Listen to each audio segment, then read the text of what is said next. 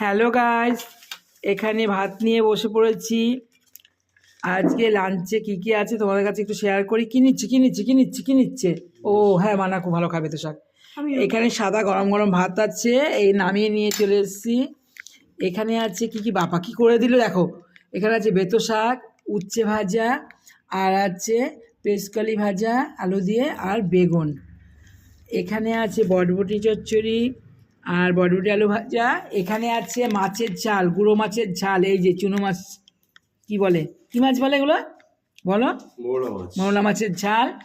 আর বেশি মশলা দিইনি, হালকা করেই করেছি। এখানে আছে চিকেন রান্না হয়েছে আলু দিয়ে, লাল লাল ঝোল করে। আর এখানে এক ভাগে চিকেন রান্না হয়েছে, এই যে এটা আলু ছাড়া। ওই ভাতটা হলো কার বলো, কার? আমার হাতে একটু টাটা দিলাম না, বলো তোমার। বসো বসো। যাই হোক, বাড়িতে আজকে আছে তাই একসাথে বসে খেতে বসছি। আর বুঝতে পেরেছো, রোজ তো আর বাড়ি থাকে না, ছুটির দিনে একসাথে বসে। ও সরি, একটা বলা হয়নি, কাঁচকলা।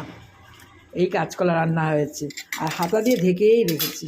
এই যে বাটা মাছ, মাছ ভাজি করেছি। মাছ ভাজি কে খাবে?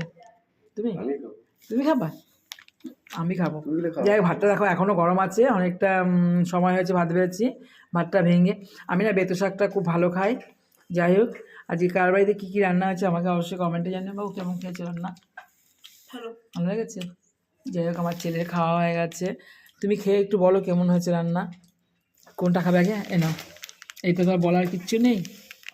যাই হোক, সবসময় তো আর বাড়িতে থাকে না, এই সমস্ত রান্না উচ্ছে ভাজা ঠাজা এগুলো খেতে পারে না, তাই আমি দিলাম। আমি একটু নিলাম, আমি না উচ্ছে ভাজা খাই না। তাও কতটা নিয়েছি দেখেছো? এতটা নিয়েছি, এতটা। এই নাও পেঁচকালি ভাজা,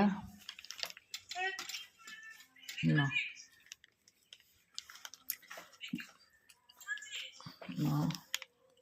যাই হোক বন্ধুরা, ভিডিওটা লাইক কমেন্ট শেয়ার করে দিও। আর কীরকম লাগলো বন্ধুরা অবশ্যই কমেন্টে জানিও।